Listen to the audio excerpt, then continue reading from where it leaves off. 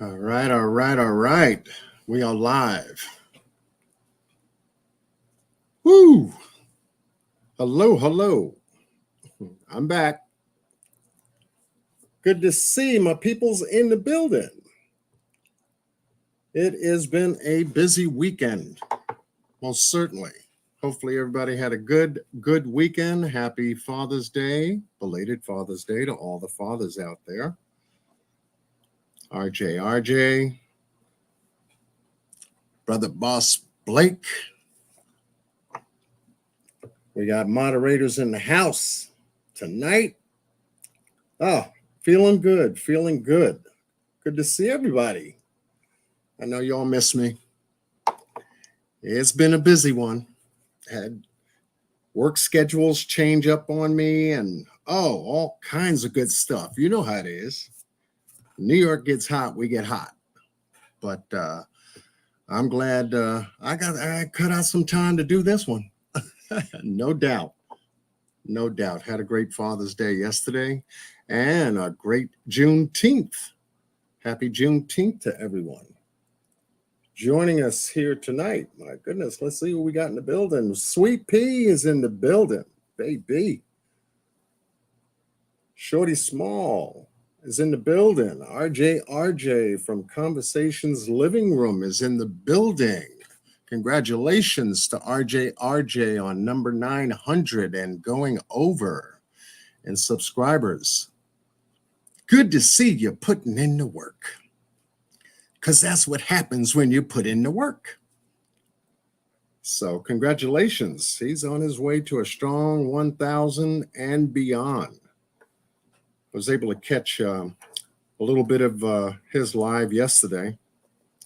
And I know our schedules have been, on a Sunday and Tuesday and Thursday and, almost like a swing shift.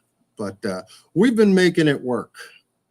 We've certainly been making it work. And it's good to see that you've been, putting in that time and making it work for you. Congratulations on going over 900 subscribers. RJ's Conversation Living Room. If you're not subscribed, please do. Please do. Got good conversation on his channel. And he's getting better and better at it, to say the least. Good to see you. Miss Justice is in the house, holding it down in blue. Thank you for being here. Queen of Ozion,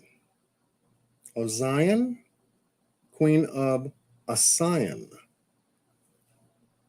Welcome. Welcome. Pen 1010 is in the house. Welcome. Miss Carol Smith is in the house. Much love to you, Carol, keeping me posted. I get them all. Miss Jackie Body is in the house. Good to see you, Jackie. Jackie. Kay is in the house. I was on Brother Shankrock on his channel earlier this afternoon. He was discussing details and good questions regarding the Shanquella Robinson case. He's still working hard, working strong on that case. And we were able to chop it up a little bit this afternoon on his channel. If you're not subscribed to Shankrock, please do. And hopefully we'll get RJ's link in the chat, Shankrock's link in the chat.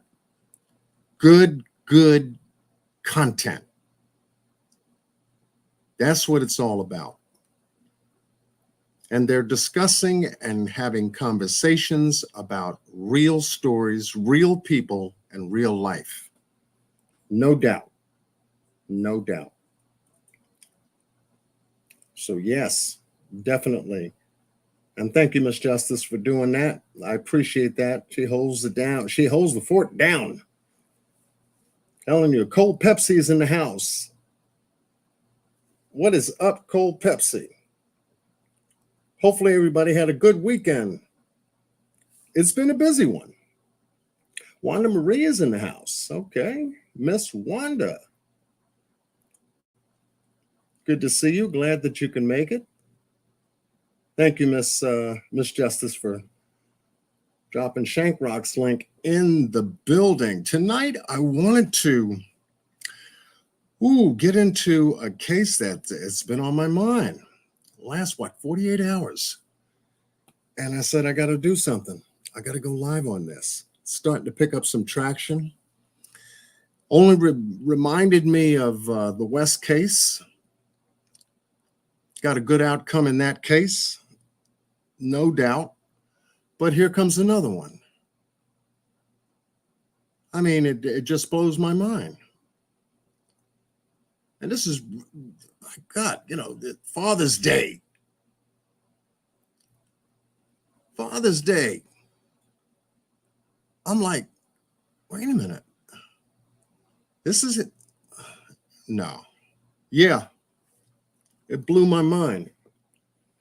I'm going to share just some of the content that I was able to place together.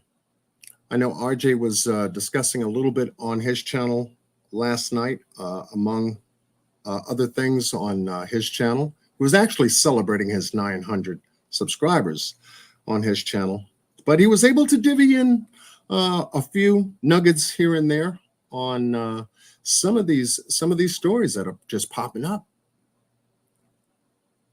And I said, wow. And I wanted to get on here and kick it with you a little bit tonight. Warm up the arena, if you will, because things are getting warm here in New York. So we're going to be getting into just a couple of aspects, a couple of things that I've been looking at. It's a tragedy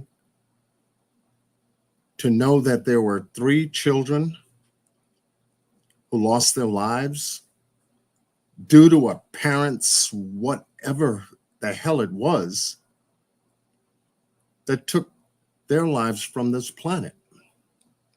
And we're talking about the Chad Doerman case out of Ohio. And if you haven't heard about it, there are a number of channels that have been covering it. I know Annie Elise, 10 to Life, has covered it on her channel. I think Crime Lines and Lies. Miss Brooks has covered it on hers. You know, RJ spoke a little bit about it on his channel yesterday. And a number of other content creators. I think Ike Mel came out with some content. And this is starting to heat up on this story. And usually when you have a story like this, it sends out signals. You know, alarm, alert, here we go again. Parents and their children. At this time, this is a bad one. This is a bad one.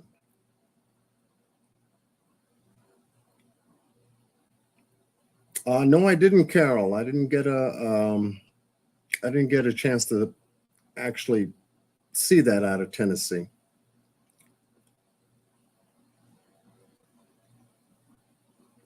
You won't be covering it past last night, or at least not planning on it. Okay. But yeah, you know, this case has definitely touched me, and it's starting to grow traction, like I said, and it's touching a lot of hearts out there. I mean, who would think of doing such a tragic thing? What mindset where a parent goes out and unalives the 3 sons? Unbelievable. And it's how he did it is what really bothers me. And we're going to get into it.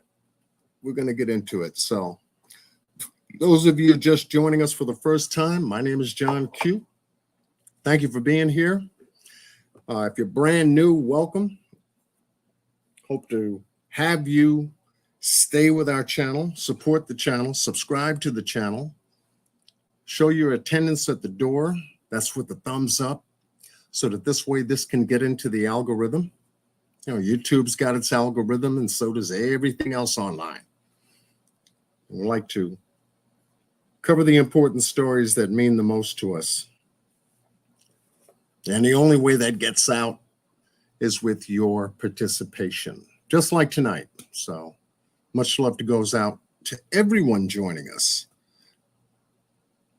And by just a number of people right now, you know, real quick, if you can type in where you're from, We got to see how many people are from, you know, the places that they live at. I'm in New York, and type a 1 for a sound check, you know, or do both. Do both. That's good. Because I had some mic issues, and I said, well, you know, before I get into it, let me get a sound check. Let's get some places out here. We got Kentucky Girl 34 from Kentucky. Number 1, she says, I'm loud and clear. Tennessee, of course. RJ, Conversations Living Room. Thank you. Carol Smith says 1, coming in loud and clear, but I ain't telling you where I am. Good. No need to disclose that information. Too many crazy people on here, right? Carol Smith says she's in Kentucky as well. Miss Wanda says number 1. She can hear me loud and clear. Pen 1010 says Tennessee. Wanda Marie from Philly. Okay, we're right next door. Jackie Barty from Mississippi. Shorty Smalls from Oklahoma. Okay. My corporate office is out there in Ada, Oklahoma. Absolutely. Miss Justice gives me a check mark on sound. Good. K1 says number 1. Loud and clear. Okay, so with that said, let's get into the meat of our meeting tonight. And there was just one. There's one piece that I haven't heard in a while, and I just feel like playing it, and then we'll get right into it. All right. So if you can just bear with me. Mr. Bossman Blake had put this together for me, and I said, you know something? I haven't heard my tune in a while. So just to warm the room up and get the chat flowing and whatnot, I just thought I'd play it. So let's see if this is it. Here we go. All the way from New York City. He really doesn't need an introduction. He's worked on several cases, like the Horn and Orson West case, the Summer Wells case, the Micaiah Bryant case. He's also known for the hard work and dedication he put in to the Kanika Jenkins case. Ladies and gentlemen, I bring to you Mr. John Q. Let's go now. John Q. Yeah, it's time to go to work. John Q. What the name is? What the name? Say it loud with me. John Q. You ain't know? Let's go now. Talking the realest in the business. Ain't no real competition is living. Who got a vision to live it? Ain't no goddamn gimmick. No goddamn limits. John go hard till he finish. John Q. Tell him what it do. I can say a whole lot about the dude. Who? John Q. Working case after case. Let's get it. Goddamn it, he meant it. Who we talking about? John Q. Evidence to the proof. John only putting out the truth. He making it do. He taking you through. Never breaking the rule. An understatement when you say that he cool. Yeah, we talking about John Q. Anybody got a problem, come and holler. I will bet my bottom dollar and I put it on John Q. Shit, he better than the news. Q the truth. Shit, we talking about John Q. Put your 8 balls up. Let's go. Get a drummer song. Let's get it.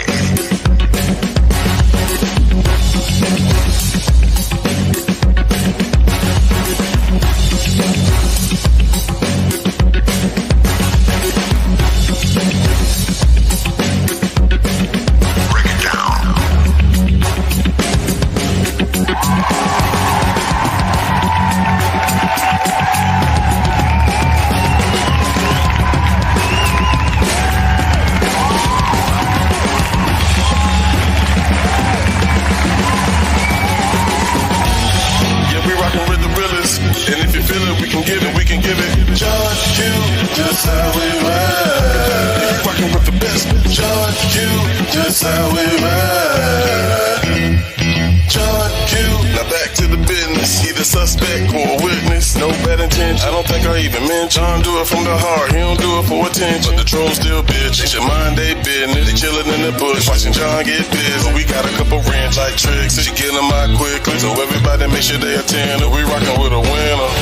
Just how we ride. So you can keep all the division. Maybe you should try to uplift. Maybe John, he was born with the vision. Make the picture with precision. Maybe if you listen, you just might get it. Cause it's a fact, John give whole YouTube shit. But it's still something acting real easy. John, he's a man on a mission. It's a fact that he did. Yeah, catch it if it's something real fishy. He's solid to the bone, he never switch. Alright, let's get it. Just how we ride. Let's go. Let's get it. Just how we ride. Who you came to see? John Q.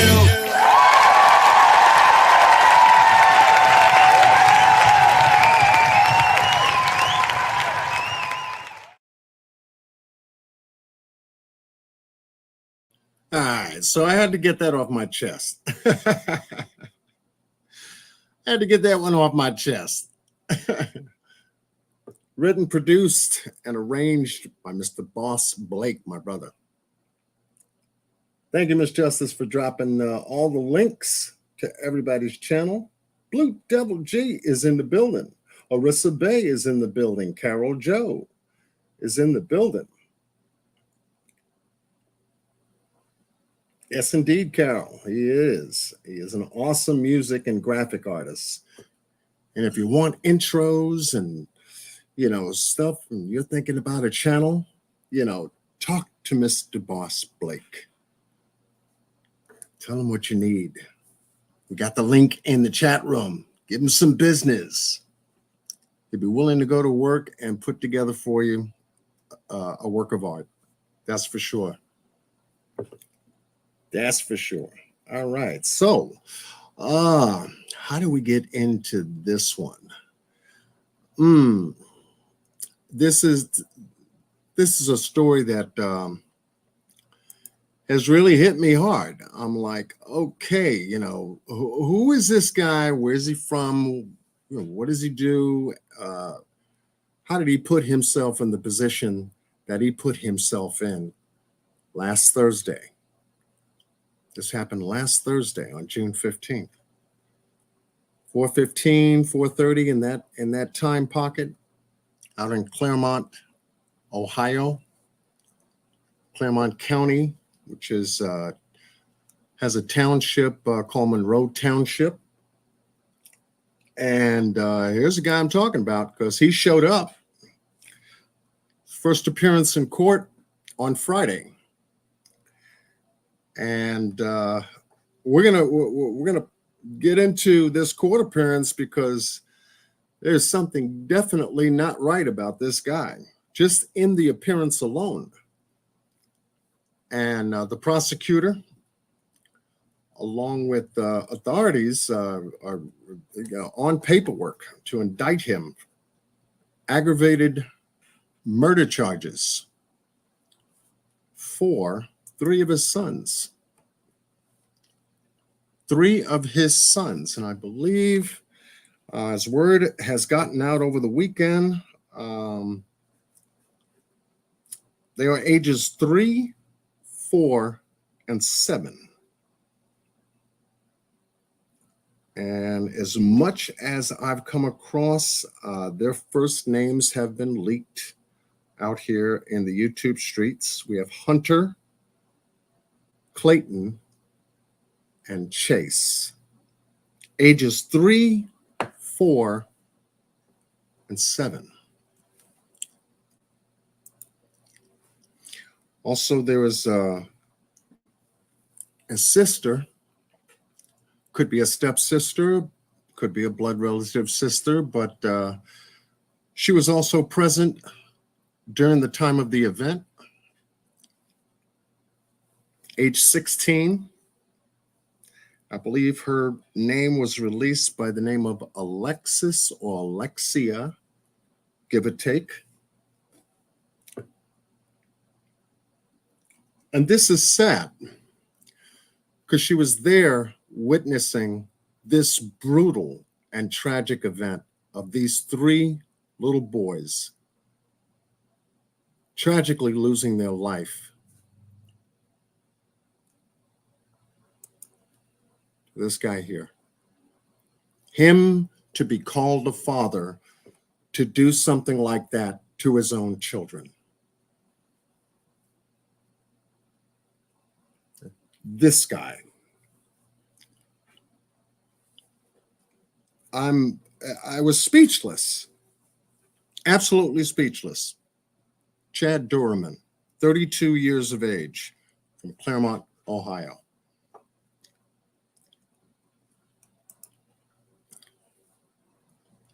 This was the weapon that was found when he was arrested, because it was sitting right beside it when police arrested him, is the weapon, and I would have to say alleged weapon, that was used to unalive his three sons. And looking at this weapon carefully, I went into my database and matched it up with a 22 long. This is a 10 round semi-automatic weapon. So it can fire a single shot and then fire automatically. 10 rounds a magazine. At first it looked like a Remington. Remington, I think it was. I gotta check my notes. What was Remington 597 model? These 22 long rifles are like, $200. You can get them for under $200, give or take. So it reminded me of what the Remington model looked like, which I'm going to share with you in tonight's live. Then there was another model, the Rossi RS-22 model, had similar appearances, but this was the weapon that he was arrested with. And it was brought before the judge last Friday for his first appearance. And the prosecutors, asked for a $20 million bond, cash bond. Now, hopefully that'll just be taken off the table by the time they get to the next court date, which is June 26th. And just take it the hell off the table. It doesn't belong. He doesn't belong anywhere on the street. Keep him locked up just like Giselle and Jacqueline West was locked up.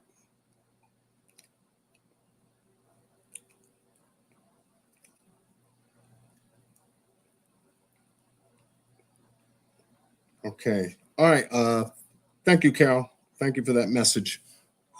You know how I am when I'm live. I can't multitask that much. Not like you do. But thank you for that. And those that have just joining us, Lisa McIntosh, thank you for being here. Yeah, so this is this guy, Chad. $20 million, the highest, the first in Ohio, in Clermont that is, ever asked for someone to be held in jail. He's sitting in the jailhouse right now. And for the attorneys to put together the paperwork so that they can bring it in front of a grand jury and put this whole case together is going to be real simple for them, because guess what, folks? He confessed. He confessed to not only doing it, he confessed in planning to do it. Planning to do it.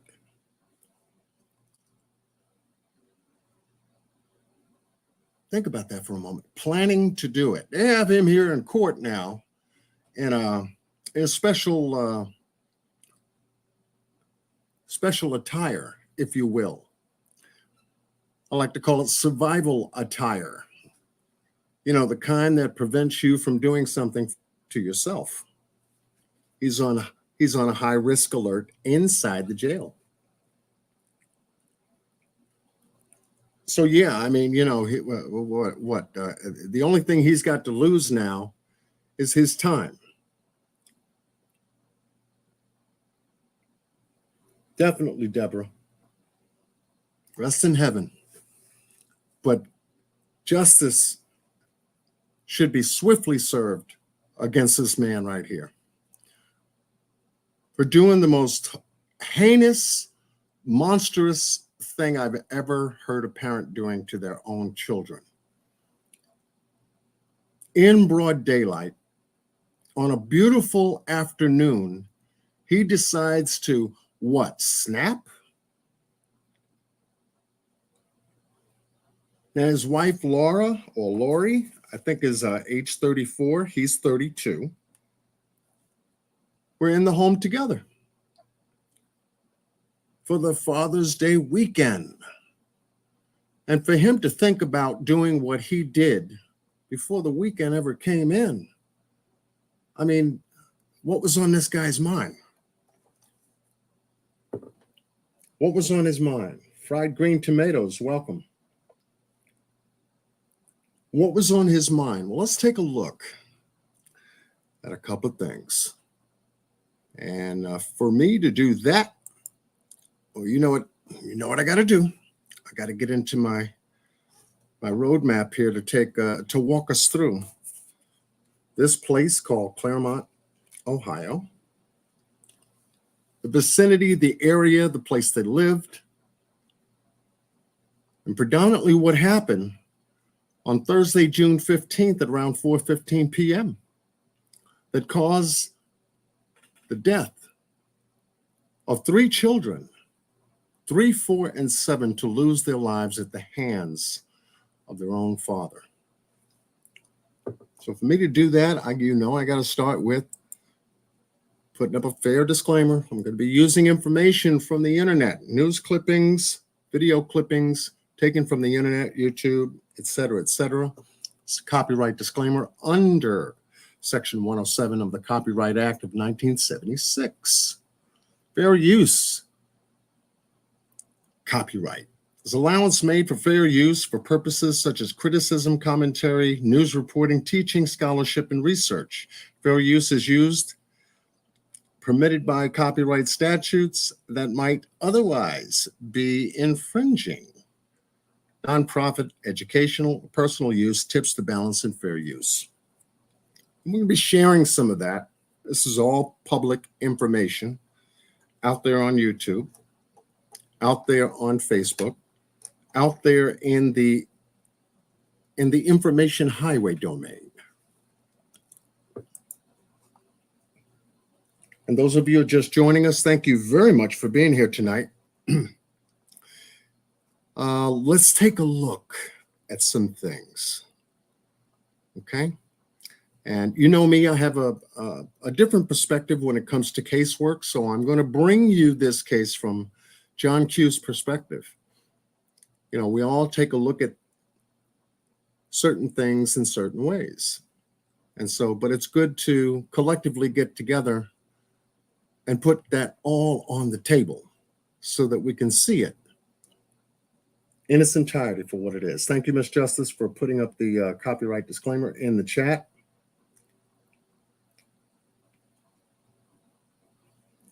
And I believe that, RJ. Yeah, he was collected when they captured him. You'll see that in a second.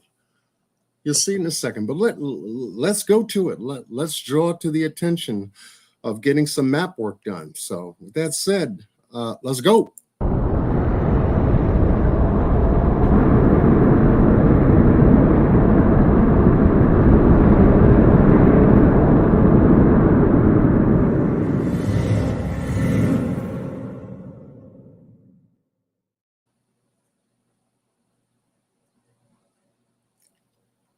Type of one, if you can see the world in which it is.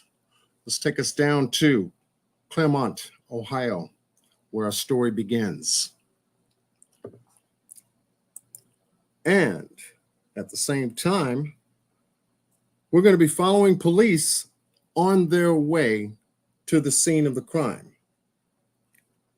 Now, the audio that I'm about to share with you is the full audio of the second responding police officer arriving at the crime scene. Okay, so I'm going to be playing simultaneously this video clip, and then we're going to be perusing the map as he makes his way to the property, if you don't mind. So, taken from the beginning, he gets the radio call from dispatch in regards to the call. How you doing, Janice? Welcome. Let's go to work. Negative. Sounds like we're getting another call from someone in the area. Break. Go ahead. Getting a call now from Misty advising that her grandfather told her that a female said that her grandfather was killing everyone in the house and that the female went to the fire station. Break. Go ahead. There's a male actively shooting at the firehouse. Station's on 99. Come reverting the rest of them. Robert 63, how many houses down from the firehouse is this?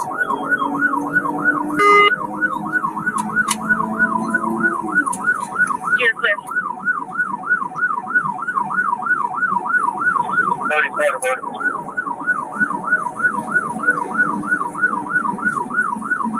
Your supervisors ahead of this.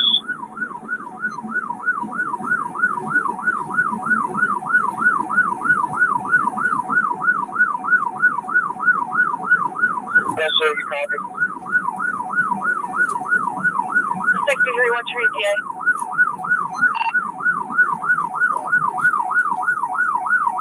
About 5-6 out.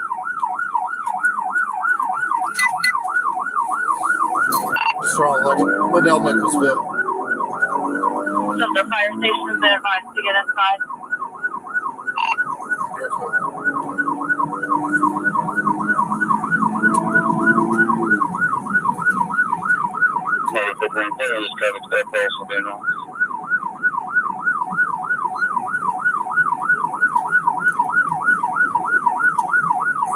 Just so everyone's aware, somewhere in the mix, there's a 16-year-old female that ran from the original house and was going to the firehouse for help.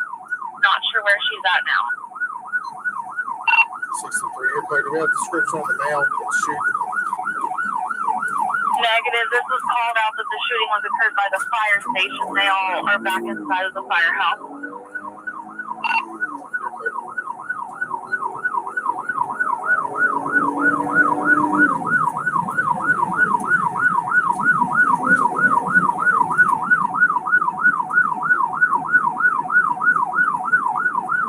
Traffic, your digital.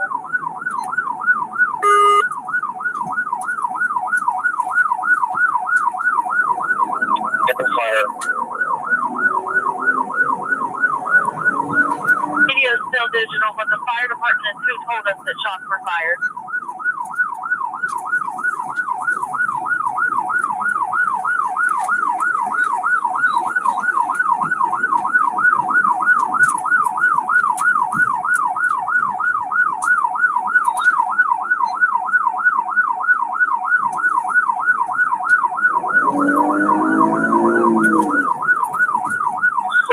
As said here from dispatch, if you heard momentarily from the beginning, that there was a call that was placed to dispatch from one of the community members living in the residence or in and around the resident that said that the grandfather was shooting the grandchildren. if you caught that. And this is taken from one of the television news broadcasting stations out there in Ohio that brings us this news. But it's interesting to find out when you can actually hear the dispatch calling the first responders to get out to a scene, how they are obtaining their information, what to look for, how they're talking to one another. so that this way the responding officer, once he gets there, he's already prepped for what's about to go down. So it's very interesting that they had received a call that the grandparents was actually out there shooting the grandchildren. So let's see how they clean this up. Male shooting the male light green shirt, blue jeans on the front porch of 1965 Laurel. Talk to round 1. 63 to 72, do you have traffic? Negative.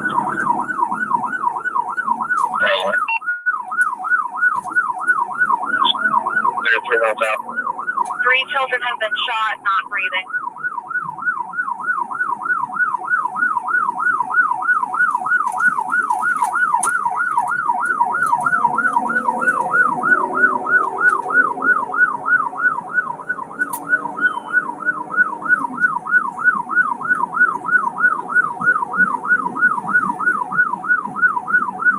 Additional call sounds like the shooter is the father of the children.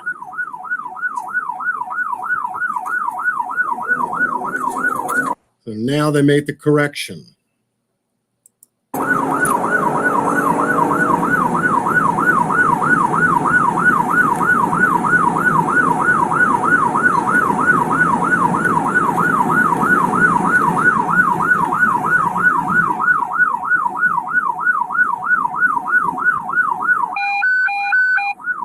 Units en route, 1965 Roland. It sounds like the male's still on the porch. There are multiple children in the yard, non-breathers. 29, you're clear. Mile and a half out.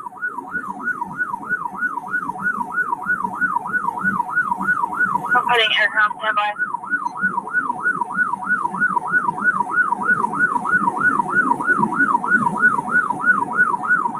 6-3, information on itself for 29, it's past the Holly School.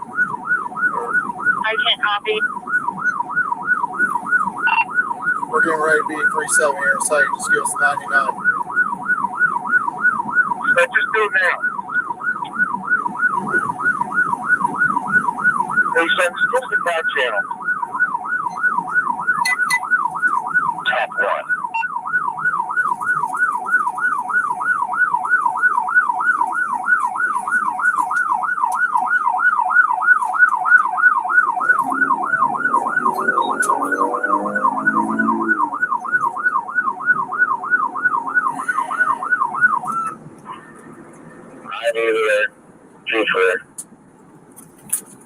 Now he's starting to enter the township, and now he turns off his siren and going into stealth mode. One of the first responding officers is either already there or trailing right behind him. They are rushing only because shots are being fired at the same time he's driving to the scene of the incident.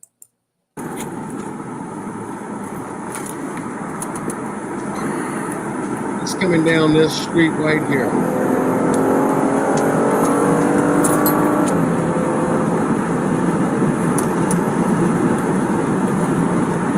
The female that went to the firehouse is advising them that the male shot the entire family.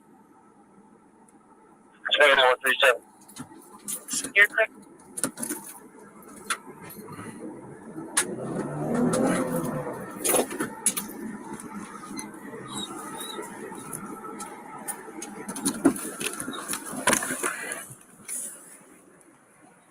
Where's he at?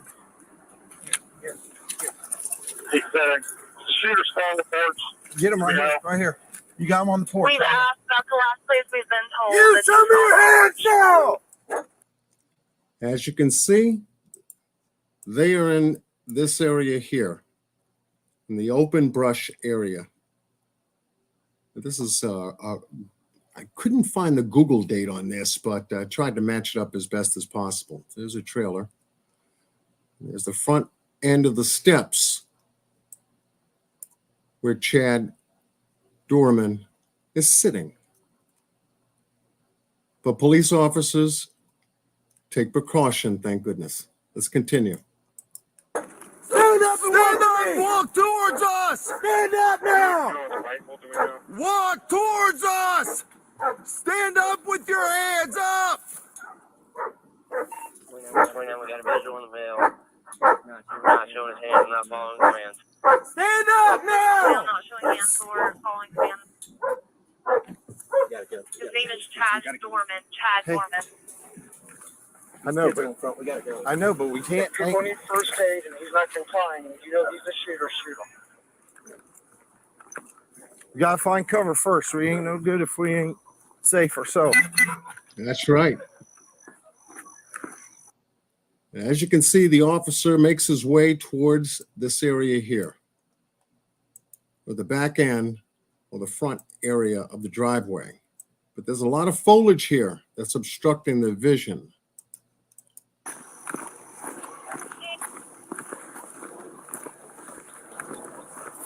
What I'd like to call is line of sight. We need to come from this side where we can see them. Don't take cover behind her. So they got to come back. We see them. Back down. We're going to approach from this side. We got cover. Where they started. Right here. 6 number 29 and 63 type out.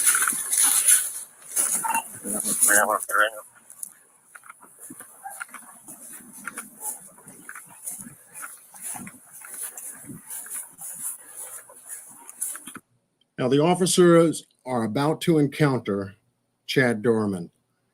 And I want you to watch carefully. This is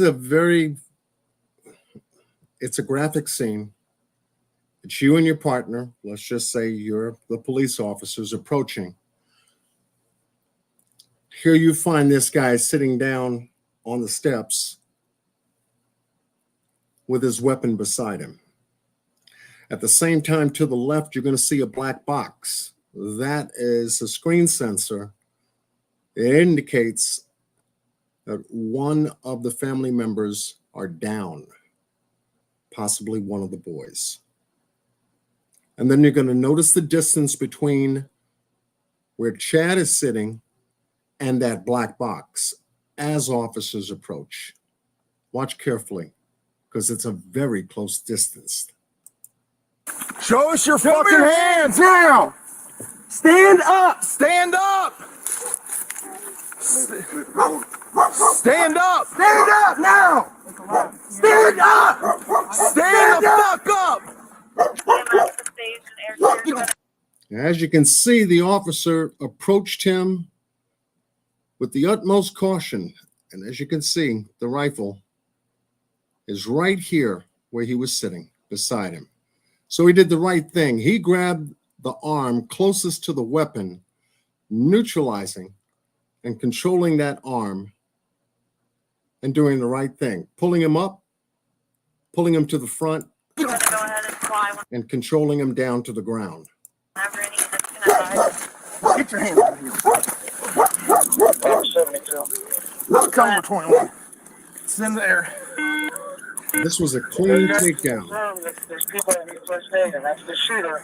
He's not complying. They need to take care of the I got it. victims. They have to shoot him. Obviously, you can see the black box over to the right of the screen, blocking out one of the family members directly outside the doorway of that resident. Man, I ain't trying to hurt nobody. I'm completely sober. Never did drugs a day 63, in my we're life. 21. Get the EMS over here. Well, I did drugs when I was little, but I don't do drugs now. I'm sober. I'm not trying to fight you. Yellen, 63. get your butt inside. Yellen, get your butt inside. We on primary? Now. 29, we got 3 kids down. 3 kids down, 16 up. Yellen. 63, we're 21. Have EMS respond over here. You're clear, they're being advised. Robert 34, just started mass custody response. 63, do you want them to respond to the Laurel Lindale address? Where exactly do you need them? We're right in the front yard. You took my life from me. My life. That broke my heart right there. Mother of the child is saying that he took my life from me. my life.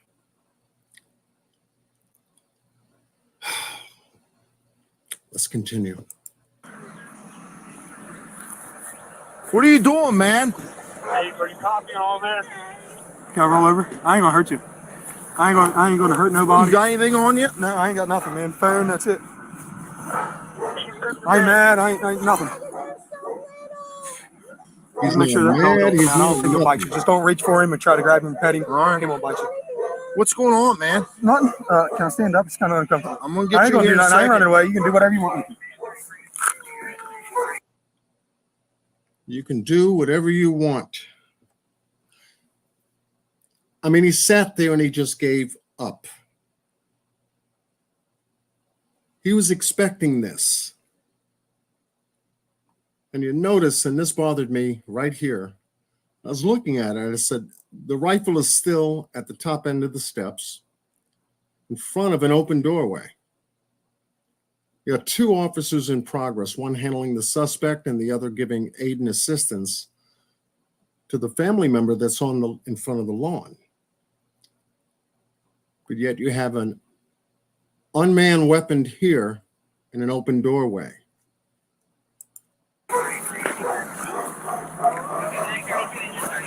There it is again. I noticed that he had a spot on the back of his shirt, which appears to look like to be blood.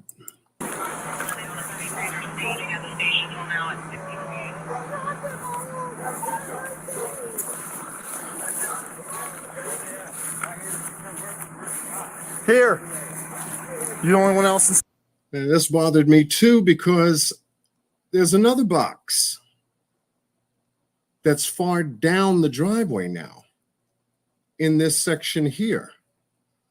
Now, I know that there's a police officer here responding to something there, but we can't see it. Could it have been one of the other children that got far down to the edge of the driveway? But we're not sure yet. But they have that spot blocked out. Else inside the house? What? You the only one else inside the house? Yeah. Sit down right here. My daughter, she ran over to the fire department. Sit down. It's my stepdaughter. Put him in the cage. This is You got that spot right here, just under his thumb. And another officer or fire department member coming from across the street from where the fire department is, rushing to this area at the same time. So the first box we saw was in front of this vehicle to the right. And now we have a second box down here at the foot end of the driveway. Now, according to the written report in the news, stated that he had to go out and find one of the children that ran away, that got away, and eventually find them, bring them back, and then obviously shot him execution style. These were all shootings in an execution style manner. And this is what takes my breath away. So this is the end of that clip. And going back to our map here, this is the area in which it all happened. Their home here, fire department here. The 16-year-old have left this building here. The resident ran out across the street to the fire department to notify them that the father was killing everyone in the house. Now, his wife, Lori or Laura, was shot in the hand trying to fend off the weapon that he was wielding to shoot the children. And she was accidentally shot. And most likely that was her voice that we heard in this vicinity at the foot end of the footpath of the doorway, was there giving assistance to one of the children that was down on the lawn. Shandia Ellis, welcome. And I believe somebody else came in. Deborah Person, welcome. Monica Gardner, welcome. And Randy the Renegade is in the building. Welcome. Amy Kearns, welcome. Fried Green Tomatoes, welcome. I didn't know you snuck up in here. And Janice, I see you, Janice. Welcome. Yeah. So we're covering the details as they occurred last Thursday between the hours of 4:15 and 4:30. There were multiple calls came into 911. And we're about to get into, let me see what, and the update that came through this weekend. I don't want to miss that. So let's go to some breaking news.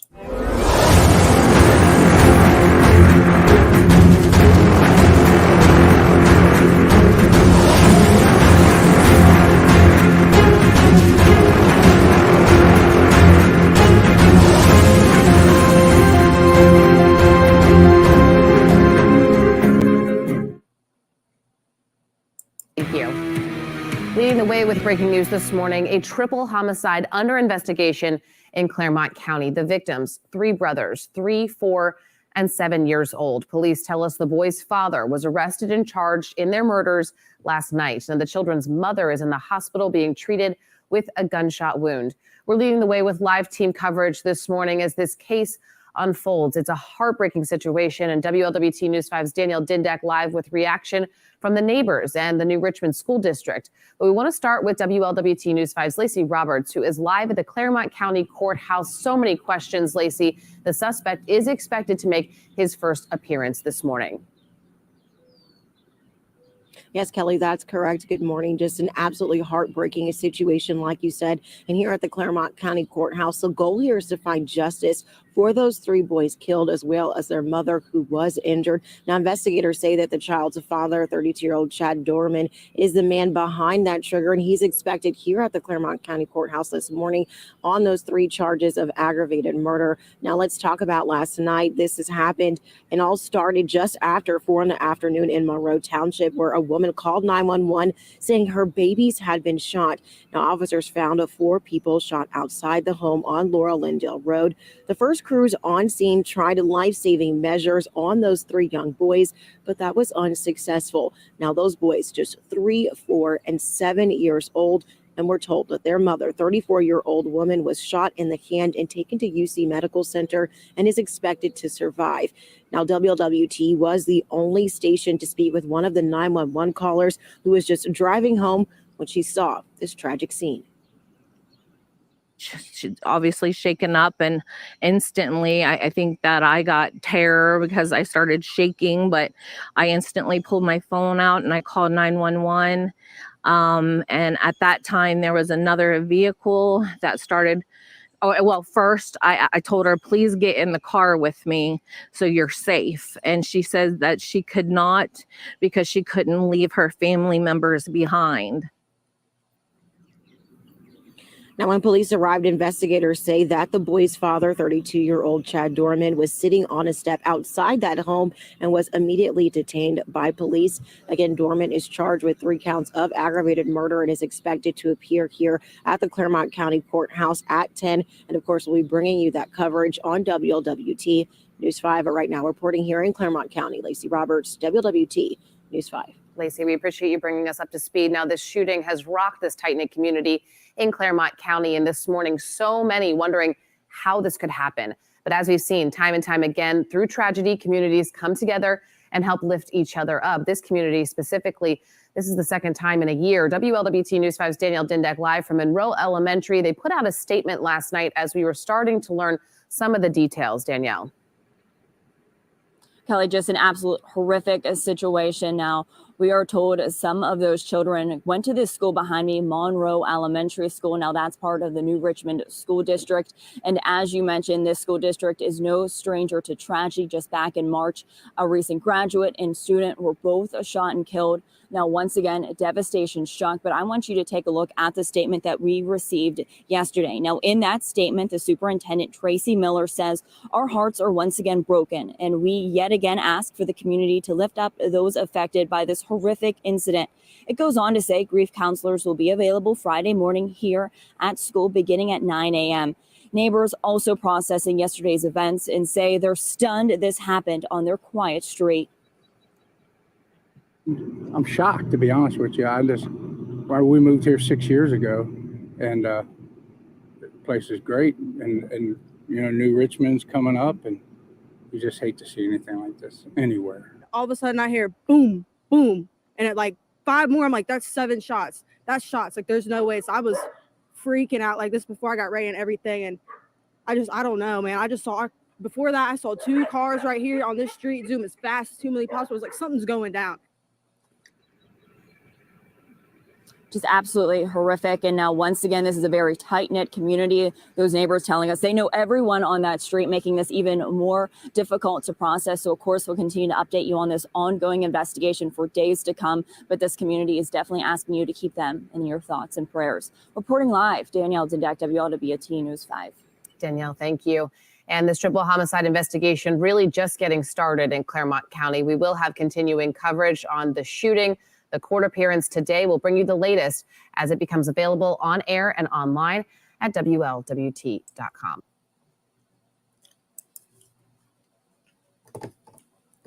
So there you have it. And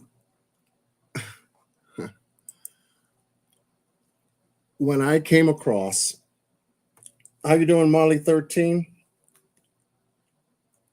Good that you can join us. Listening but won't be in chat, just had gallbladder. Oh, okay. Well, get well, get better. Get well and get better. Much love to you. Thank you for joining us. Knowing that they got this guy the way they did, and bringing him in for his first appearance, and putting a $20 million cash bond on him.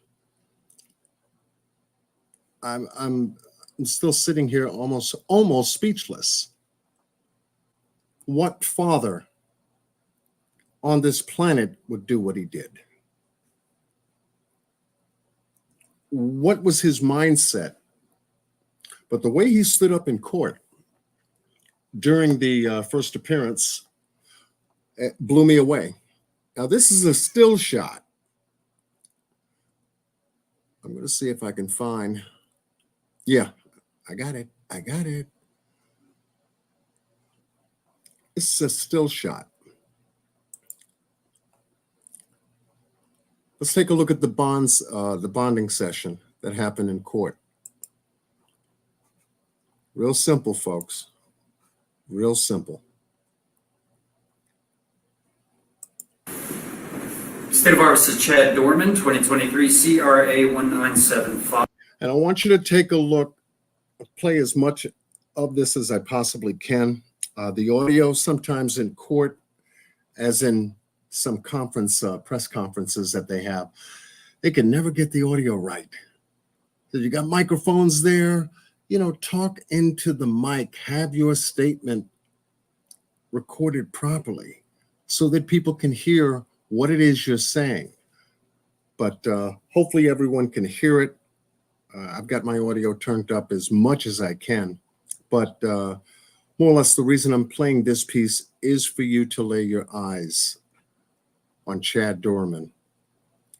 His reaction to everything that's going on in this courtroom, it just blew me away. 5. This matter is before the court today for purposes of bond hearing. Mr. Kellam, you were here on behalf of Mr. Doerman, Mr. DeCalvi, Mr. Gadd. A bond of $75,000. Double handcuffs. Thank you. Thank you, Mr. DeCalvi. Judge, we, at this point, I'm going to let Mr. Gast handle the bond on our behalf. Thank you. Morning, Judge. Good morning. Judge, we've got law enforcement with us here today. Our office has been involved. Lots of people in our office have been involved with law enforcement throughout yesterday, afternoon, evening, all the way through this morning. And the facts I have for you at this point are as follows. The trauma that this man has inflicted on his family, the community, law enforcement, first responders, and all of the rest of us who have any idea what's going on here is unspeakable.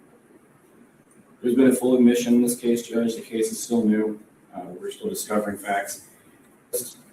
Incomprehensible cruelty. The father that stands before you lined up his 3 young boys, and he executed them in his own home with a rifle. They were ages 3, 4, and 7, Judge. In an act of desperation to save her children, the mother at some point grabbed the gun. The father was able to flee into a field near the home. And again, we know from his admission, father hunted that boy down, drug him back to the property, and executed him in front of witnesses. Executed. The mother was shot through the hand in her attempt to protect her children. To just begin to imagine their fear. This was the man that every day they woke up looking to for protection, love, guidance in all things. Man they trust more than any other person on earth. Person they rely upon to keep them safe from harm. He was their world. He was their guardian. And he executed them in cold blood. We know that from his admission. One of the most monstrous, craven, cowardly acts that will ever be our misfortune to see. To make things even more disturbing, Judge, this was no haphazard act. Again, by his own admission, he planned the happen on a whim. He's confessed to what I believe is the worst crime, at least I hope, that I'll see in my lifetime. I hope it's the worst fact pattern that ever comes before this court. Yeah, you should feel it. Judge, you should feel it. It's important for the court to know, and Monroe Township Fire and EMS and other first responders bravely respond to the scene where they don't know what's going on. They did not know what they're facing, and they come into a. They didn't ask to be there. No one can ever be prepared for. No law enforcement training, no training of any kind prepares you for this. It's easy to forget that these are men and women with families, children, feelings, emotions. They're not some automaton performing a delegated function. They're people. Absolutely. They held these boys in their arms, knowing there was nothing they could do to save them. How long do those scars last? What day do you wake up from that and did he have access to a weapon? Yes, obviously he did. The weight of the evidence against the defendant at this point, Judge, we stand here with a full admission of the defendant. That also goes to the confirmation of the defendant's identity and witnesses on scene did see. I was thinking about that too, Fire Mama. And welcome. Welcome to Fire Mama and Zena Beard. Thank you for joining us. Yeah, I was thinking about that too. You know, did they get into an argument which escalated where this dude snapped? But you kind of figure what would make him think to go get a .22 long rifle?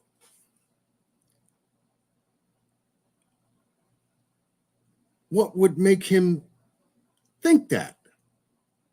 Get out of the house, go for a walk, burn it off someplace else, but he decided not to. So it kind of makes you think what was going on between him and his wife. And I'm sure for it to have escalated the way it did, they had to have been engaged in some kind of an argument, disagreement, whatever you want to call it. Because for physical escalation to have occurred right then and thereafter, what would have caused it? How could one get from one point to the other without having the essentials in place to get there? So I thought of that. Good point, Fire Mama. That's right. He's fake crying because you don't see any tears falling. He's feeling it, though. He's flushed red and he's feeling it. It's the after effects is now starting to settle in because it makes me believe that he snapped. Now, we don't know if he's on any kind of prescription-based, drugs, or if he's, under doctor's care. We don't know anything yet. Anything, but all that's going to be on the table in a minute. All that's going to be on the table in a minute. Now, he did have a previous domestic violence on his own dad years ago. I think it was 2010, about choking him, but those charges were dismissed. They were dropped. Nothing ever came of that. But that still doesn't say what his mental condition was during that altercation with his own father. But now, looking for his dad for commentary, he stated to the detective who interviewed him that he didn't recognize his own son standing in the court on Friday during his first appearance. He said, "That does not look like my son." I don't know what caused him or made him to do this thing that he allegedly did, but that does not look like my son. And he was calm when he was arrested. Just, "Hey, man, I'm not mad. You can do anything. You can, I ain't going to go. I'm not going to fight you. I'm not going to go anywhere." Like he was sitting there waiting for them, knowing the outcome was going to be the police coming to get him. I'm surprised they didn't shoot him. Because when you see the assailant and then you see the gun, which was extremely close by at arm's length, you figure those cops were trained pretty good because that cop had his automatic weapon dead center on him when they went to arrest him. So let's finish this part up. See at least part of what happened. Next, the court is to consider the likelihood this person would return the court if a bond were issued. Again, this is the most heinous crime with the most severe penalty under the law that we presented to the grand jury. That alone would be a major factor in discouraging a person from availing themselves to this court or any other. And the thought to flee and the likelihood of flight is great in the state's opinion. The danger he poses to the community is a factor that this court can consider, and I think with the facts in front of you, Judge, we can't name a person that poses a greater threat to the community. As his prior record goes, Judge, it is fairly minimal. He was charged with domestic violence in 2010. He is not, to my knowledge, on probation community control. He would be a flight risk. The facts of this case are hopefully like no other we will ever see. When this case gets indicted in the Court of Common Pleas, I am certain that a no bond hearing will be held, and I would hope that would be granted. But at this point, this juncture, we're going to ask this court to issue a bond we've never asked for before. I'm going to ask for a bond of $20 million. I hope I never need to request such a bond again. $20 million. Thank you. Date for preliminary hearing? Date for the preliminary hearing, Judge, is 6/26. Okay. The preliminary hearing will be set for June 26th at 1 p.m.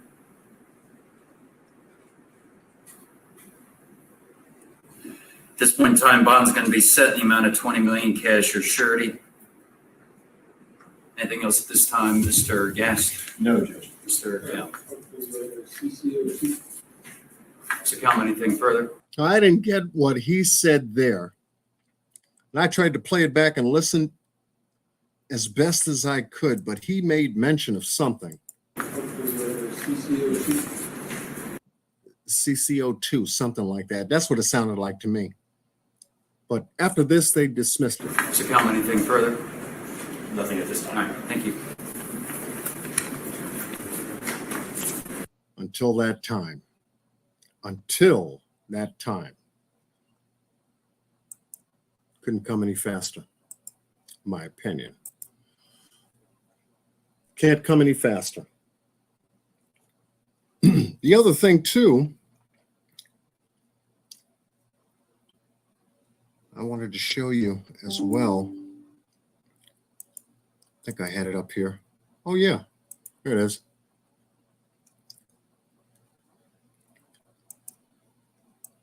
Now, if you can see that.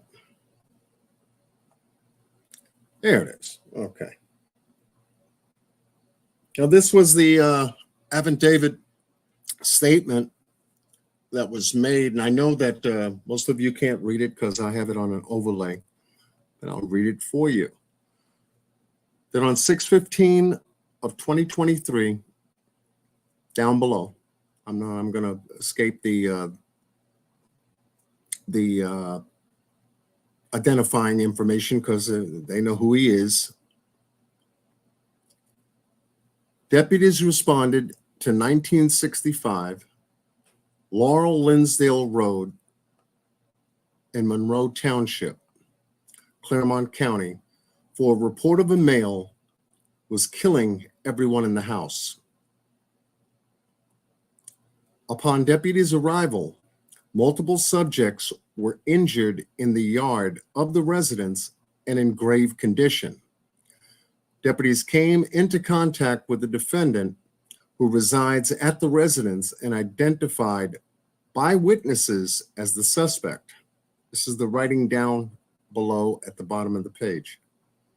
Defendants was taken into custody. Units at the scene attempted to render aid, but the subjects were found to be deceased with gunshot wounds. Defendant was transported to the sheriff's office for further investigation. Defendant confessed. This is what got me. He confessed to planning and carrying out the deaths of the victims involved for several months. PM channel, welcome. This man planned to do what he did last Thursday.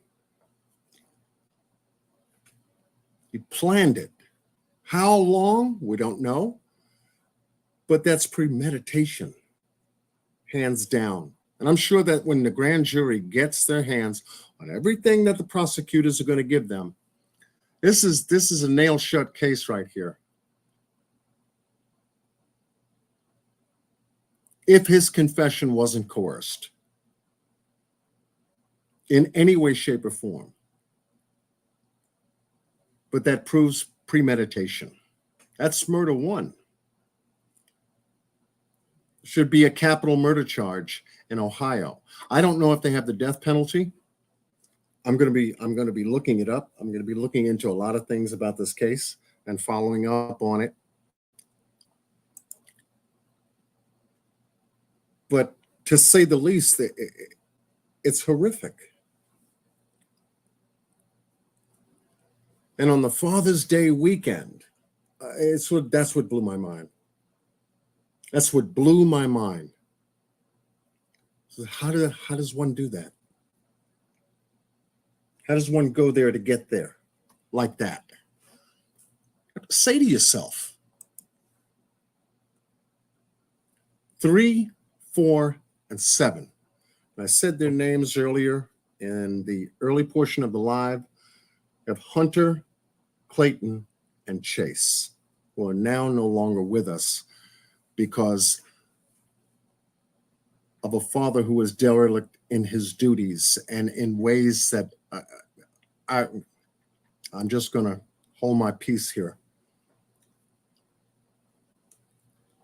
These children did not have to lose their life.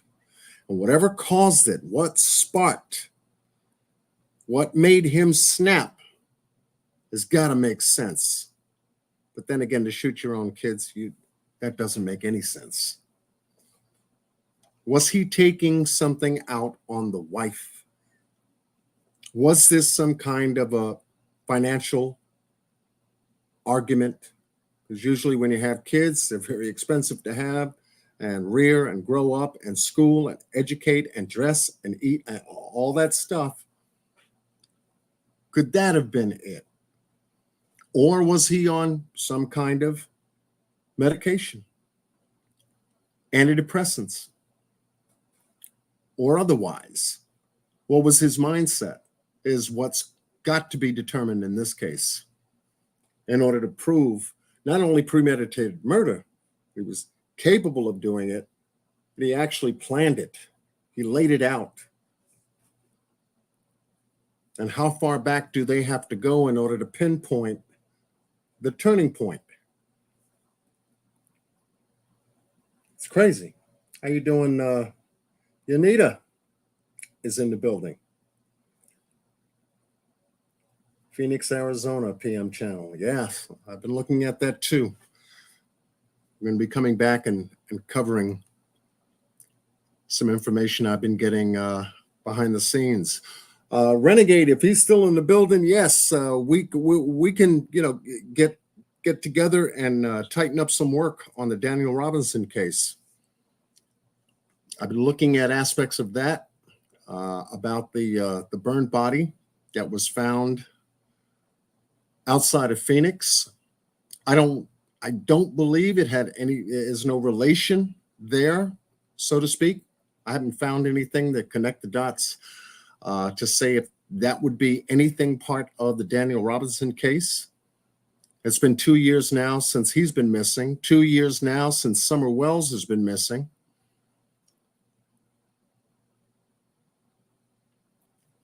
And so to go back and to revisit these cases, RJ is doing a fabulous job on his channel concerning Summer Wells. He's been staying tight on it.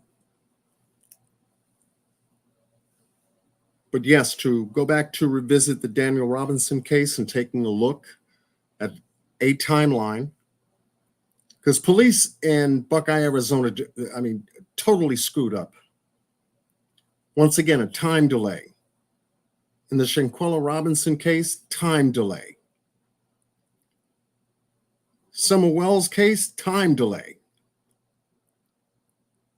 It's almost like a device being used on purpose to scatter information as far apart and away from each other as possible. Time delay.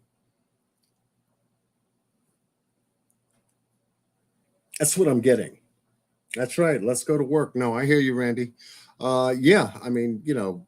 Let me know when you're feeling together all about it, and we can get behind the scenes, take a look at what we've covered, tighten up some stuff, because you and I and Miss Sophia, and a number of people have been working tight on that case. And yet I'm still waiting to hear from David Robinson on coming back to the channel to give us an update. In fact, I've given him 2 invitations, 1 to come back on my channel and 2 to go to the roundtable with Miss 54 Keys and Boss Blake. And so there's some activity there that's prolonging our visit with him, but that time is going to come. And when it does, he will be able to join us and in his own words, express what he's able to express, because it is still an open investigation as to the disappearance of his son. There's a lot going on with that timeline, especially the Jeep, 2017 Jeep that Daniel was driving. A lot going on with two systems that were a part of his Jeep.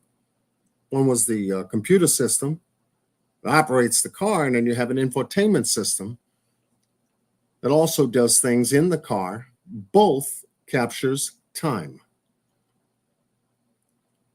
And the new piece of information that's dipped into this case and the Daniel Robinson case is that now a different time element has been inserted into the case, which is a 10:06 a.m. timeline, where that didn't show up in the police report to begin with. And it kind of screws things up from the first report. David Robinson was given 5 police reports. Who does that? 5, folks. 5? Oh, wait a minute. We have to amend that. Well, we forgot this. I mean, time delay. So it causes great suspicion as to what the hell the police, Buckeye Police, is doing out there.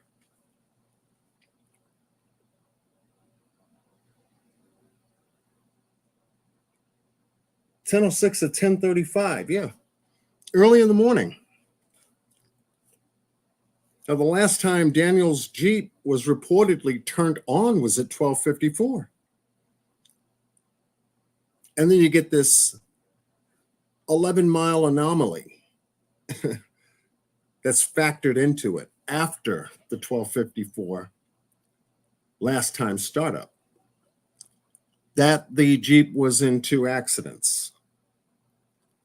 One that ignited the airbags, and the other was the final resting place in the 20-foot ravine where Daniel's Jeep was found.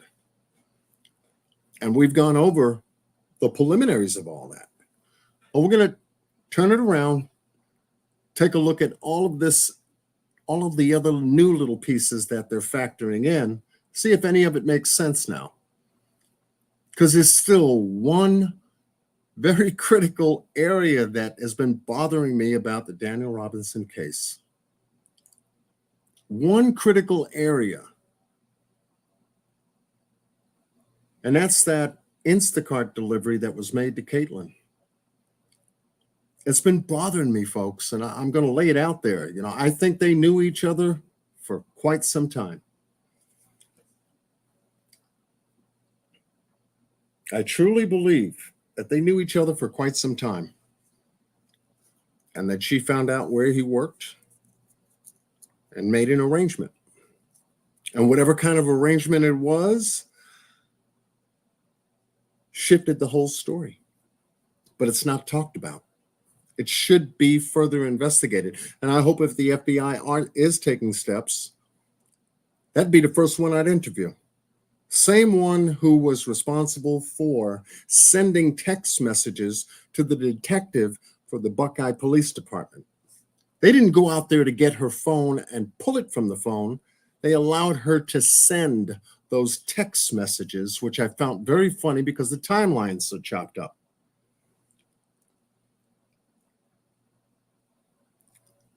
That'd be the first person I'd go back to interview. Then I'd go to Ken Elliott, the co-worker from Weber Engineering, the one who was supposed to meet Daniel at the second job site out there in the Sonoran Desert, where he allegedly went missing. There's a lot of funny business going on between certain people, and certain timelines concerning those peoples don't add up. Don't add up. Was there anything else I wanted to cover with you concerning this particular case? Oh, there was one.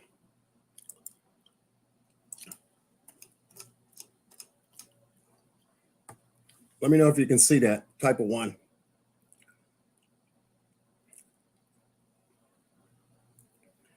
Just type of 1 for me. You know, when we start to take a look at evidence, which I'll be looking at into this case as well, evidence in a case is especially a firearm. If it's not an AR-15, it's something else.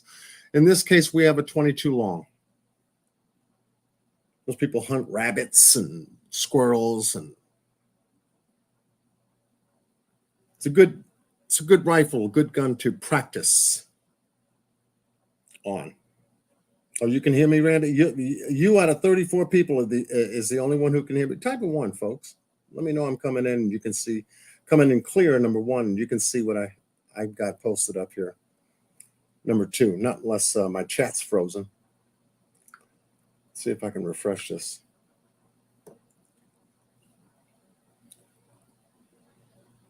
Okay, Marley. Okay, thank you. Thank you for the help. Please. And I hope you feel better, Marley 13. Much love to you. Simply Red. Okay, here we go. Here we go. There we go. Maybe I got a little bit of a lag. Stephanie Harding is in the building. That dope black lady is in the building. Good. So we have under a pricing of a 22 long, under $200. Those are easy to get. But the one I was looking at from the one that I had seen on the news article didn't appear to look like this particular weapon here, even though in appearance it does. This has a Teflon coating to it. The one in the police body cam had a wooden type of texture to it. So I had to scroll down to the next one. This is a Rutger 1022 carbine. The next one is an LSI Howard Escort rimfire trainer. That wasn't it. This certainly wasn't it. But these are the kind of 22s that are out there. Here's one with a scope. And then the Remington model, which is this one. There's a short 10-round clip in a magazine.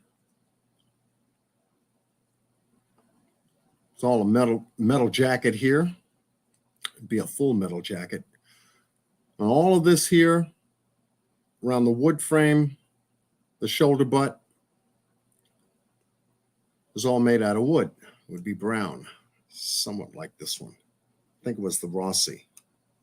Let me see if the Rossi fits. This one fits a little bit more. But you have the line of sight in the front. His didn't appear to look like it had a line of sight in the front, but this one came close right here. This is the one. This is a Rossi RS-22. Right there. I'm going to come back, show you a comparison here. Let me go back to my other clip. So you can see it there.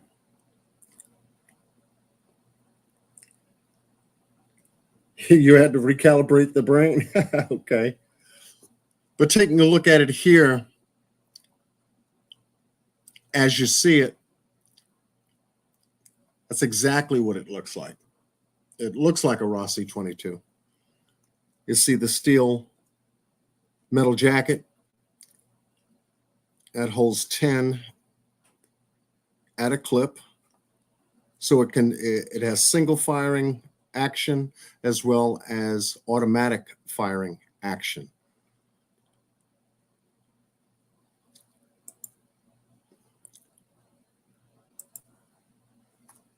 Compared to this one.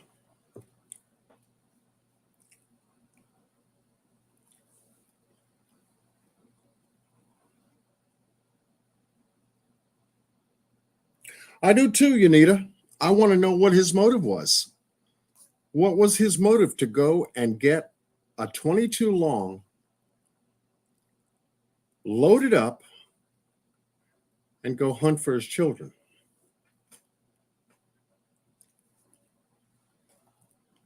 I want to know that.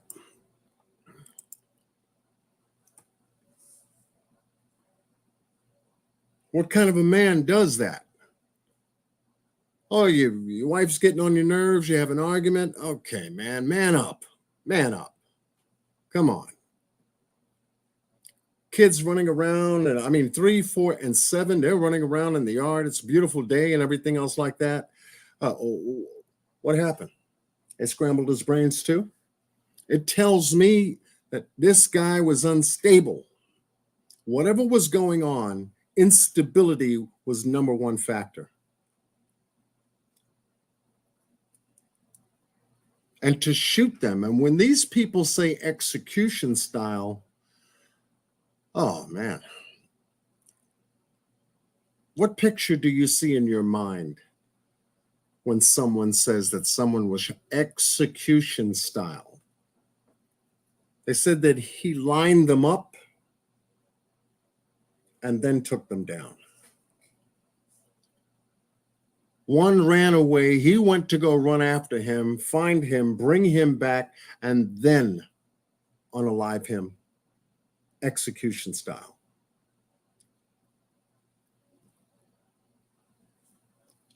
It's unheard of, folks. But here we have a story now to deal with. It's unheard of.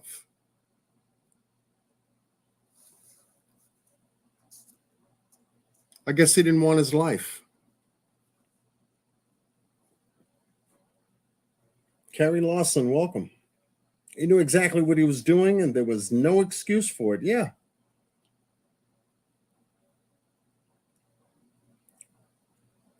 And I don't want to hear it either, Yanita. I don't want to hear it. He's got mental issue. Oh, really?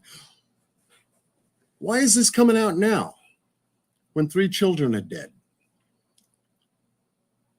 Dad couldn't recognize him being and standing in the courtroom in his first appearance last week, Friday. I can't believe that's my son. He doesn't even look like my son. Type of excuse. But that's him. He's sitting there waiting for the police to come and arrest him. Like I said, I'm surprised they didn't shoot him. Knowing that there were children down. Children that was down. Children, folks, 3, 4, and 7. These little guys, what could they have possibly done to him? And then the 16-year-old daughter, stepdaughter, was there who witnessed everything. What kind of trauma did she suffer from? And what she's going to continue to suffer from? And the mother, which I don't have a picture of yet, but it'll eventually hit the table.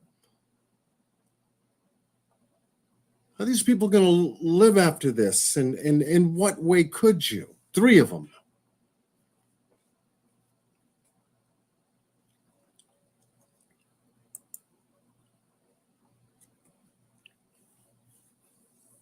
It hurts me to even talk about this story. It really does.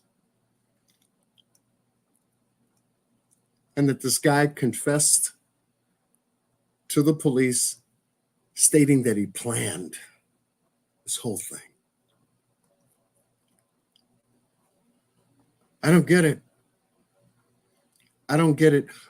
But your mind goes to, there's got to be some kind of mental issues with this guy, even though we might not want to hear it.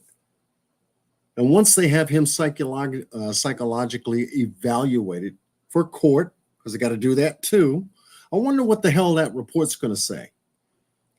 Because that has got to be a part of the indictment to go in front of a grand jury. Once the prosecution has everything that they need, that's going to take a little time, folks. For the grand jury to fully indict him on 3 counts of aggravated murder, premeditated murder.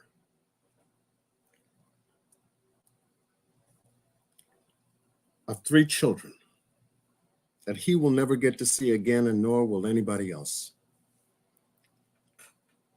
that his stepdaughter will never get to see again, but will be traumatized by the memory of it. The wife will never get to see those children again because she said in the video, "You have taken my life from me. You have taken my life from me." And she was defending her children by getting in the line of fire and being shot herself. Trying to ward off the gun, trying to ward off the aim from this guy shooting one of the children.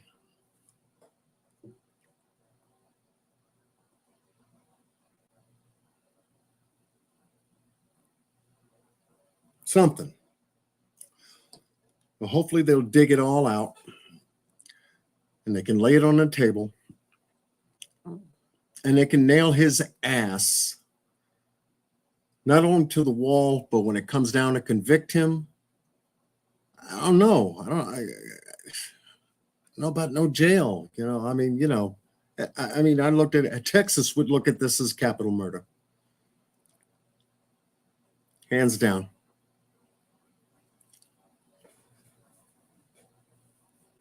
Three counts of capital murder. There's a aggravated assault on his wife.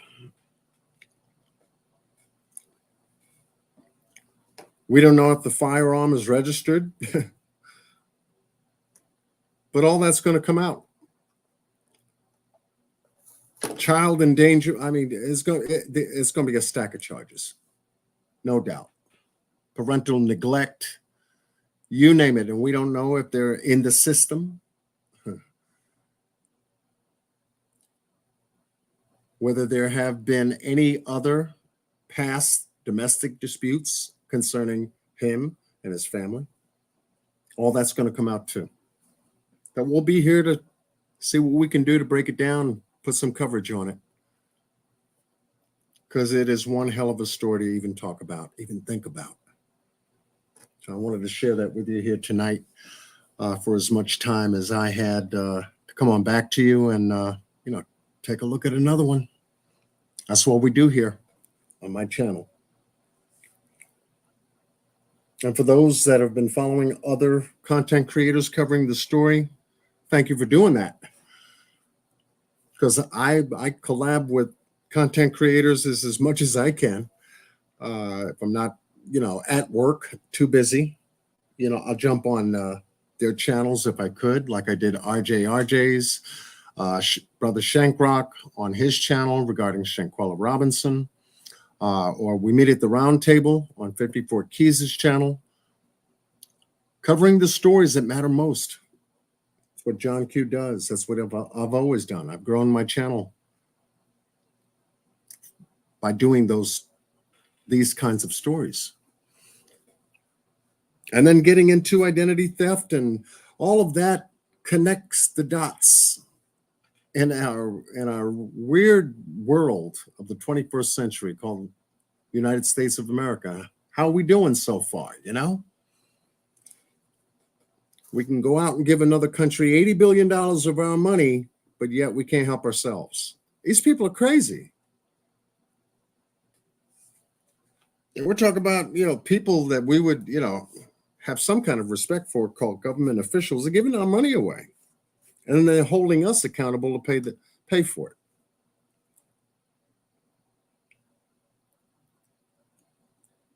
That's insane. That's who's running the country. Crazy people, man. And then you get a story like this that comes out of the corner, out of the blue, just before Father's Day. And it always seems that when it gets hot, when the temperatures start to roll up, summertime starts to get into place, starts to settle, you get all kinds of heinous stories coming up out of nowhere to capture your attention. And the mainstream news media doesn't really cover these stories in their entirety. Not unless they're horrific enough. I mean, you think about how long it took them to prosecute the killers of Oh my goodness. I was about to say the wrong name. Ahmaud Arbery down in Brunswick, Georgia. How long it took them for federal indictments and a federal conviction because his civil rights were violated as well.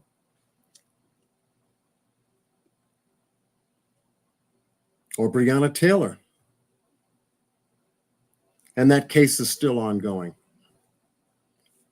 Federal charges, federal indictments, police officers signing up police documents, the false warrant to go into a place they had no business going into and ended up killing someone.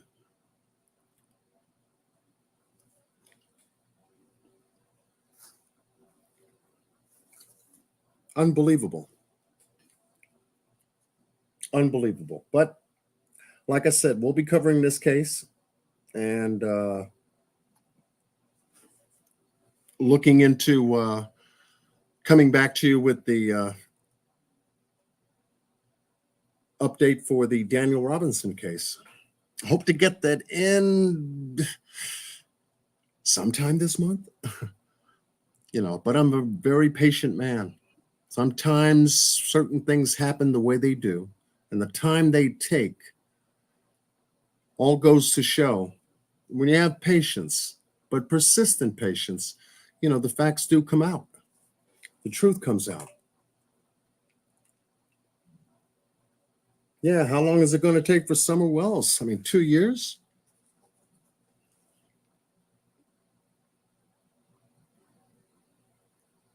Two years. Parents don't know where she went when she was with the mother.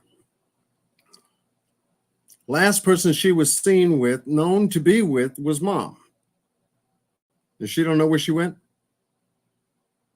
Went for a walk? Came back and she was gone? That was what was said in the beginning.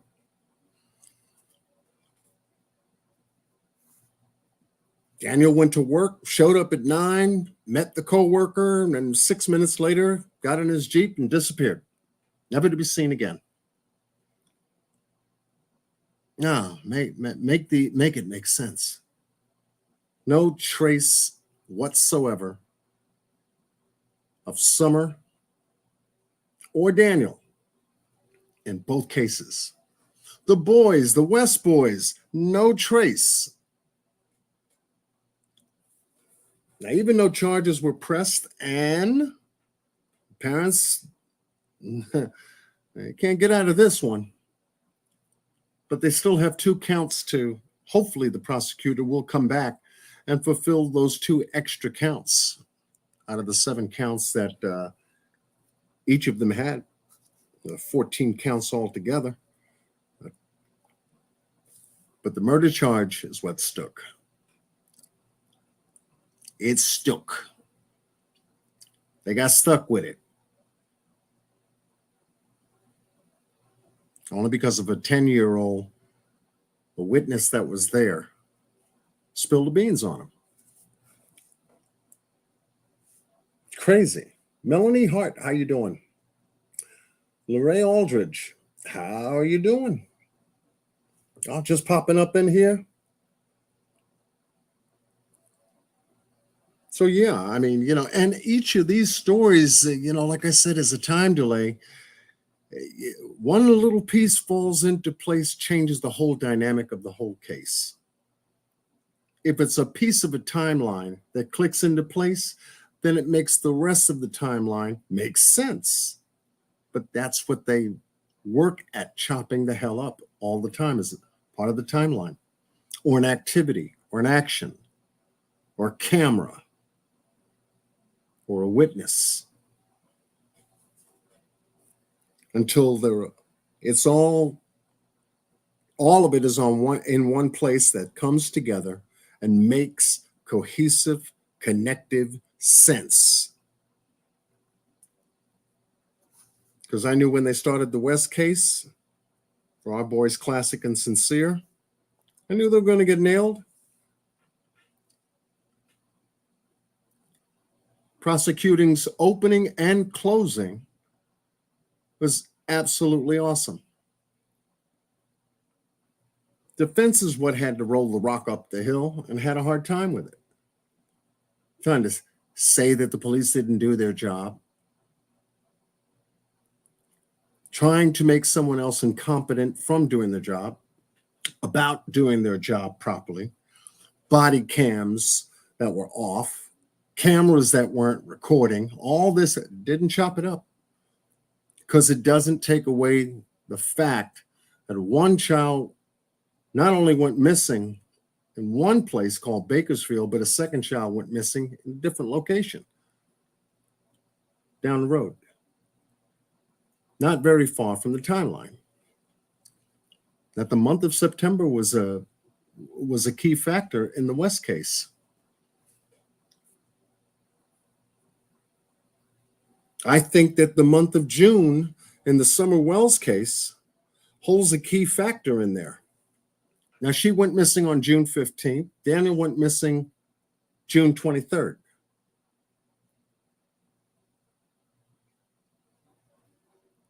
There's something about when people go missing, it's within the scope of maybe a week or two, give or take. That's the piece that needs to fall into place in order to make sense, because they didn't find Daniel's Jeep until a month later, nearly a month later, July 19th. He goes missing June 23rd. Nothing is said about that Jeep until July 19th.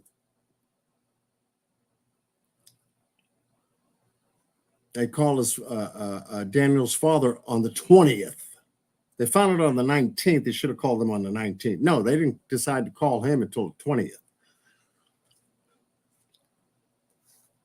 In a casual way, and have been kicking this rock down the road as casually as they could.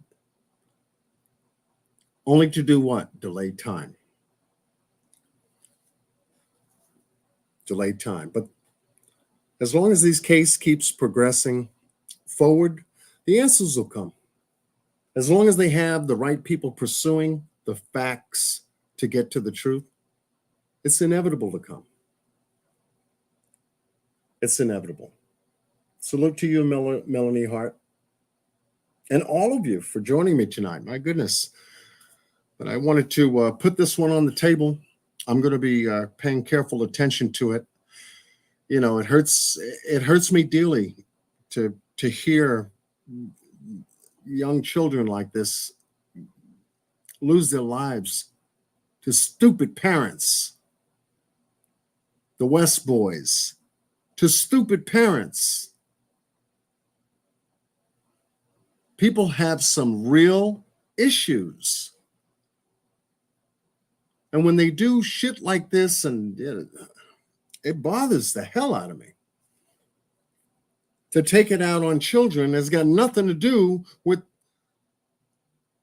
any of the grown-ups' issues. Kids are not even thinking about anything that the grown-ups are thinking. They're thinking about cartoons, playing tag, games, laughing, running, yelling, screaming. You know what kids do. We all done it. But to get wrapped up into adults' mental thinking processes, messing them up.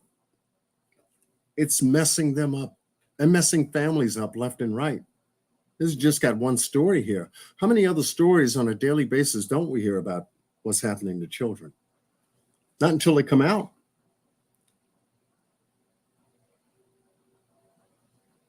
Not until they come out. And then we go, huh? No, not this again. Another one? Yeah. And it don't care what color you are.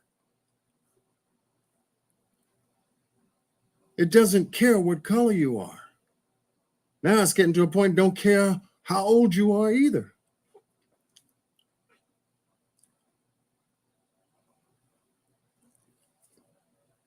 Death does not have a prejudice issue with people.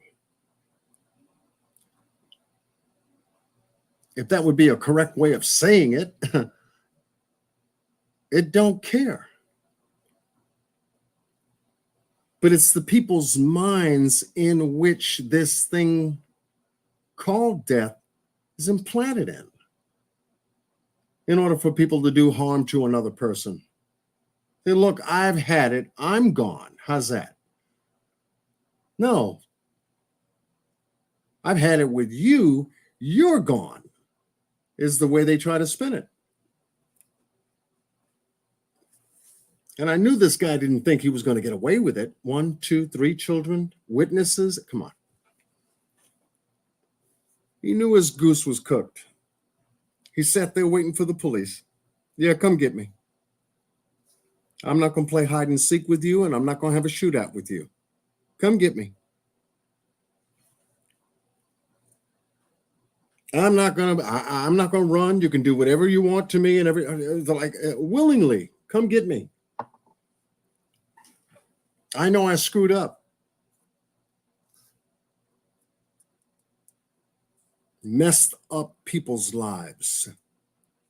More so than he realizes. They got nerve to be in court on his first appearance and gonna, then he gets hit with the reality of what he did, making the face that he made like, now he's remorseful? Give me a break.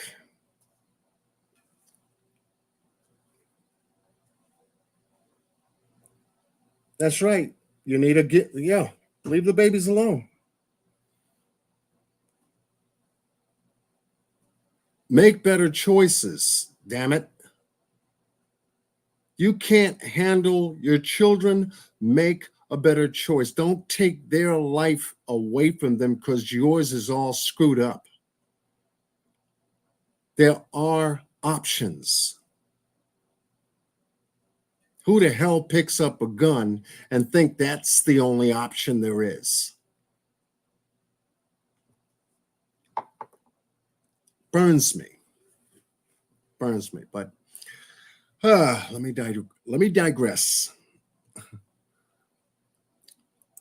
Because you should have seen me when I first came across the story. Even Summer's story.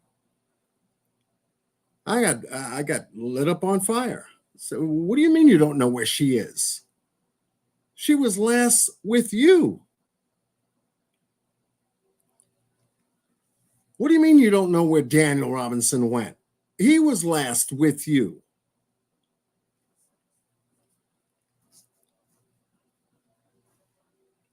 What do you mean they were in the backyard playing? Oh, hon, did you see him? No, I thought they were with you. Did you see him? No. Maybe they got out through the gate. They'll walk out at night in the month of December in the middle of the desert. Oh, somebody must have definitely took them. Yeah, from our yard. Oh, when she said that burnt me to hell up. Ugh. Pamela Smith, welcome. But I'm glad that case, the West case, it was justified what the prosecutor did. Gave him the right medicine. I hope in this case, this guy gets the medicine he deserves. And if there was foul play in any way, shape, or form in the Summer Wells case, let those people get the medicine. Because the last person that was with Summer was Mama. I did not buy her story then, and I still don't buy it now. I'll let a 5-year-old get away from you. When your job and the spirit of a mother, when you know that you have a 5-year-old, is to never let your kids out of your sight. Ever. I don't care what hill you live on.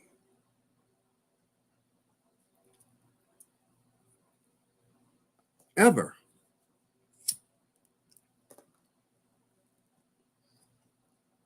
but we're going to come back to it.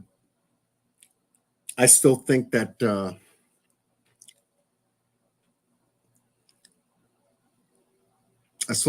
Don Wells knows something about Chimney Top Loop. A whole lot more than he said.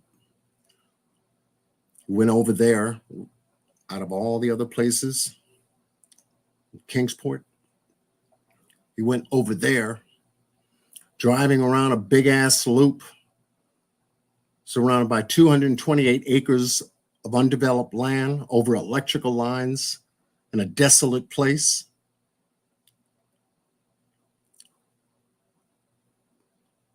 Out of all the places he went, that's where he went. So what was that about? It was never investigated. Did the Hawkins County Sheriff's Office investigate that? Never came to light. Why? They looked every place else. Never came to light.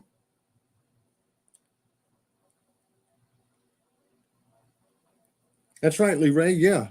What happened to Ahmaud Arbery? Yeah. Should have never happened. People get suspicious because a black man goes running, goes jogging. We thought he stole something. What the hell did he have in his hands when you caught up to him? Nothing. But you went after him with guns.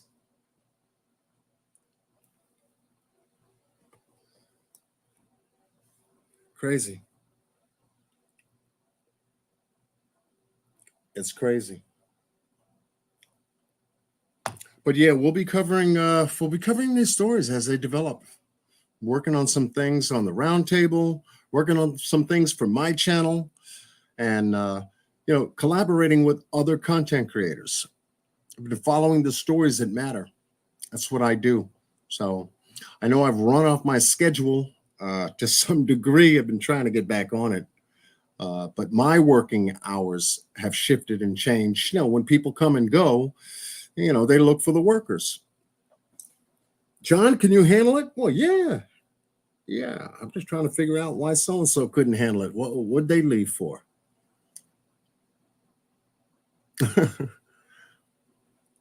I mean, it's a day's pay. People looking at money wrong. That people are looking at money funny. It's not enough. No, you accumulate wealth, knucklehead. Well, it's not enough. Well, you got to learn to accumulate. Accumulation is the key to wealth. Don't ever let no one else tell you otherwise. You have to accumulate it. Like the things you have in your house over the years that you've been living in your home, you have accumulated those things. They all didn't just happen in one day or a week or even a month. Shit, it takes, hell, some people, a couple of weeks just to put up curtains after they move. Maybe a week. Give or take on the visibility that you have versus your neighbor.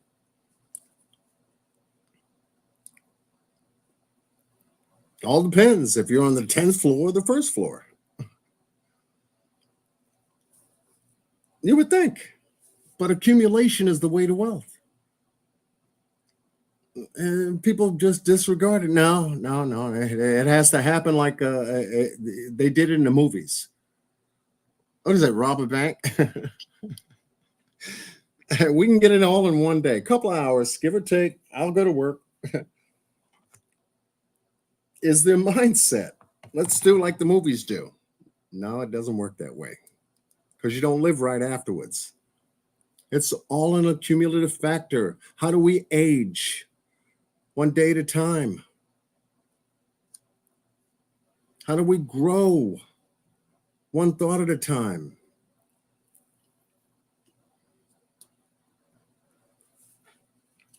It's a process of degrees, like the temperatures.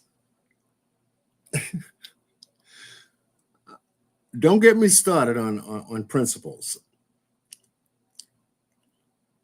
I told my two daughters, get these principles and don't ever let them leave your sight or your mind.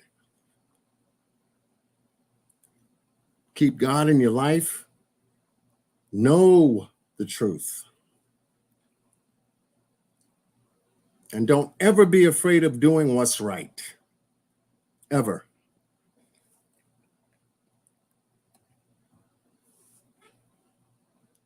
You don't have to fend for anybody else but yourself. And as long as you can live with yourself and your conscience is clear, you're good. But keep it solid. Keep it. You got these people. I don't know. We have to be careful. We got to stay vigilant. There are other people out there on the highways, in the shopping markets, in the supermarkets, in the malls, any place you go that could be taking prescription medication. We just don't know what kind now. See something, say something. You know? Oh, I mean, that's turned into, hey, let's videotape it. I ain't gonna say nothing. I'll just videotape it and throw it on Facebook, throw it online. You decide. Tell me what you think. Oh, it's too much. It's too much. But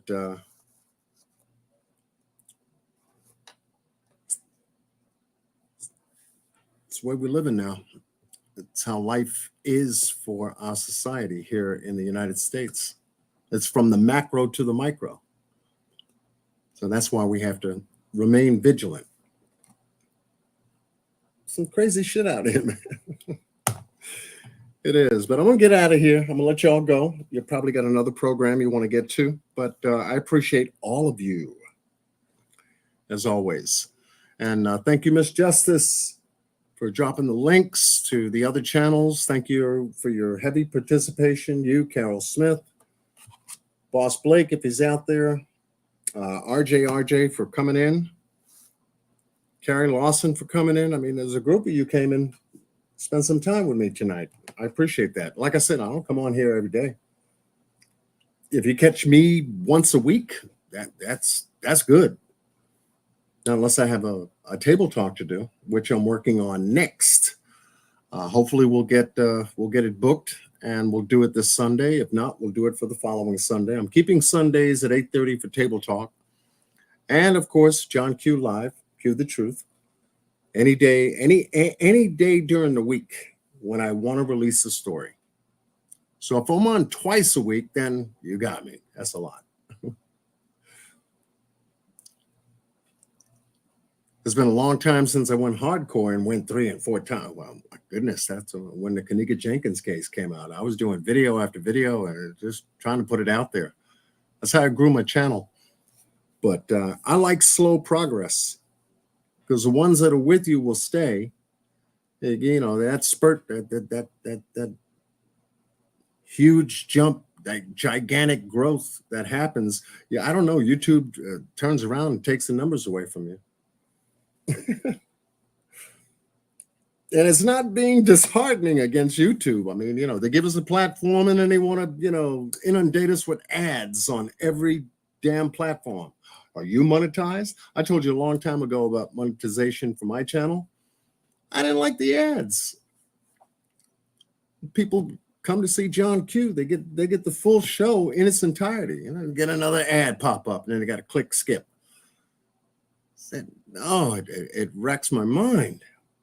I've done something to my computer to handle that whenever I'm on my computer. But if I'm on my tablet, ad after ad after ad, and I know people are trying to make money, you know, because they're putting out content. They're spending time doing work, you know, putting together content for an audience that appreciates what they do. Nothing wrong with that. You do it for the right reason. You get a lot of support.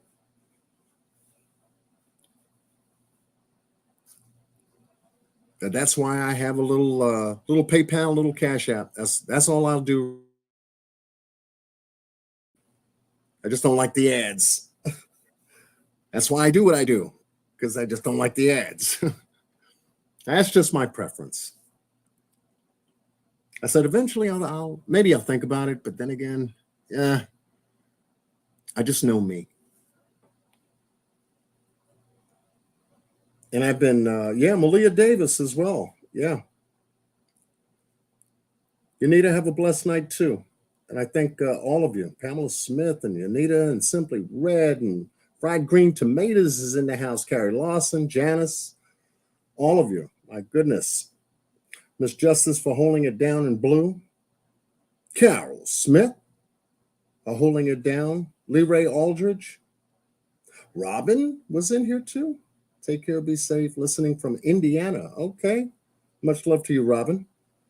Melanie Hart. My goodness, we had a group in here tonight. I appreciate that. But yeah, get on to your programs. I don't want to hold up. What is it, past 10 o'clock? Yeah, definitely. I'm past my time. Anyway, much love to all of you. Thank you for joining me tonight for a special case live concerning this tragedy happened out in Clermont, Ohio. Sending these three boys here.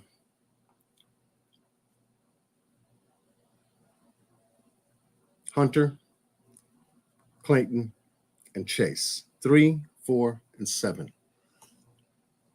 By their despicable father that took their lives from them last Thursday afternoon. What is his story going to be? And what attorney is going to defend him in this case? That's what we'll find out. Once the indictments come back, we'll find out.